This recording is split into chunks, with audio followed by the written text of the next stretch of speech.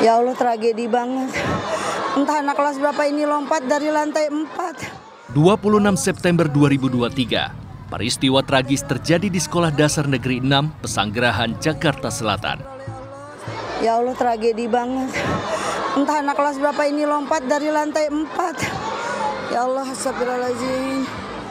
Seorang siswi kelas 6 ditemukan tergeletak di tengah lapangan sekolah saat jam belajar mengajar baru saja dimulai. Semuanya terjadi begitu cepat. Namun beberapa saksi mata kejadian menuturkan kalau siswi berinisial SR itu sempat mengambil bangku sebelum akhirnya terjun dari lantai 4 tak jauh dari tempat kelasnya berada.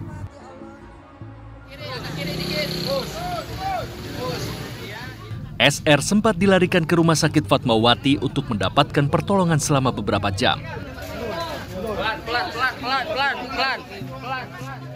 Namun takdir berkata lain, nyawa SR tak bisa diselamatkan. Jenazah SR dibawa menuju rumah duka di Jalan Palem Raya, Petukangan, Jakarta Selatan untuk segera dimakamkan oleh pihak keluarga. Isak tangis menyambut kedatangan jenazah SR.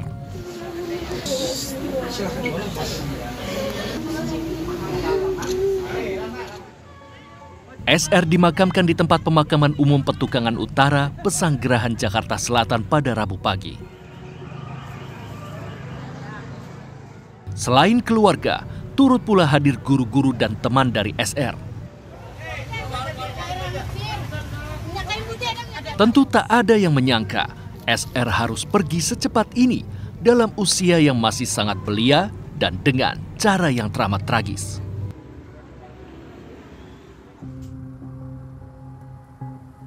Meninggalnya SR karena terjun dari lantai 4 sekolahnya pun hingga kini menyisakan sejumlah pertanyaan.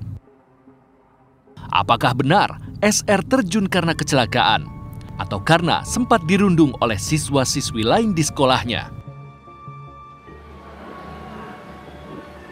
Informasinya, SR sempat terlibat aksi dorong dengan teman sekelasnya saat kegiatan baris berbaris di pagi hari. Setelah itu, ia sempat histeris di dalam kamar mandi sebelum akhirnya keluar dan mengambil bangku sebagai pijakan untuk melompat dari lantai 4. Katanya sih dia di sekolah sama teman-teman. Itu di dalam ada apa? Dia merasa sama diri. Jadi dia orangnya mempunyai harga diri, nggak mau. Jadi katanya sih setelah dia marah masuk ke kamar mandi. Setelah dinasihati sama gurunya, dia masuk kamar mandi, dia jejeриtan. Habis dia jejeриtan, dia ambil bangku sekolah sama temannya dicegah, tapi dia ambil bangku langsung ke pinggir sekolah, langsung dia lompat. Meski begitu, Dinas Pendidikan Jakarta membantah pernyataan Jafar Musahid jika SR sempat dibuli oleh teman-temannya. Kalau ada dugaan bully sendiri itu gimana? Nggak ada. Nggak ada Pak ya? Nggak ada, itu kan dari keterangan polisi udah jelas. Pak. 2 minggu berlalu, kasus ini pun kini menjadi pekerjaan rumah bagi Polres Metro Jakarta Selatan. Polisi diharap bisa segera menuntaskan teka-teki penyebab SR yang dengan berani melompat dari atas gedung sekolahnya. Terkait dengan kasus siswi SD yang melompat dari lantai 4 sekolahnya, serta rentetan kasus buli yang terjadi belakangan ini, sudah sewajarnya kita sebagai orang tua harus lebih peka terhadap anak-anak kita. Karena efek dari buli sangatlah berbahaya. Psikolog Intan Erlita Novianti mengungkapkan bahwa efek buli pada anak sangat berimbas buruk dengan tumbuh kembang anak, terutama dari segi mental.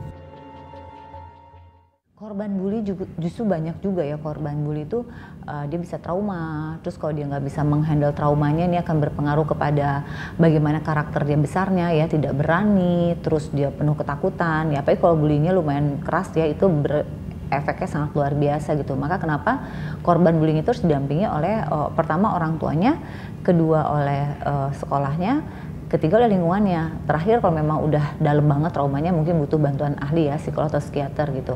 Tapi artinya korban bully ini harus ditemenin gitu, biar dia rasa insecure-nya tuh jangan kelamaan gitu. Setiap orang berbeda ya, tergantung sejauh mana nih trauma itu dirasakan oleh orang itu gitu. Tetapi tentunya yang paling pertama adalah didampingi, jangan dibiarin sendirian. Terutama benar-benar keluarganya ini harus mendampingi gitu ya. Yang kedua ya sekolahnya gitu ya, dan baru lingkungan-lingkungan mainnya, sahabat-sahabatnya, teman-temannya gitu. Karena kalau orang trauma itu kan kecenderungannya dia akan cemas, takut, merasa nggak nyaman. Nah rasa-rasa itu tuh yang harus dipenuhi lagi gitu, bahwa kamu berada di lingkungan yang tepat, kamu berada di tengah-tengah orang yang sayang sama kamu gitu. Mengembalikan confidence itu nggak mudah, tapi bukan berarti nggak bisa ya. Tak hanya korban bully, pengaruh negatif juga bisa berimbas kepada para pelakunya. Pelaku juga bisa dianggap sebagai korban dari lingkungan rumah atau sekolah yang tidak kondusif. Tapi sebenarnya pelaku itu juga korban sih. Korban dari kasih sayang yang nggak lengkap ya, figur yang kurang hadir, figur orang tua yang kurang hadir dari mereka.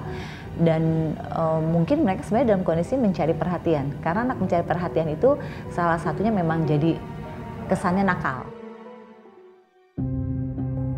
Perilaku bully atau perundungan memang identik dengan anak-anak dan juga remaja. Dengan efeknya yang sangat berbahaya bagi mental, sudah seharusnya aksi bully mendapatkan perhatian yang lebih serius. Anak-anak kita merupakan generasi penerus bangsa. Sudah selayaknya mereka mendapat perhatian dan lingkungan yang baik. Namun bukan hanya dari pihak sekolah, namun juga dari kita sebagai orang tua. Dari Jakarta, Tim Liputan untuk CSI RTV.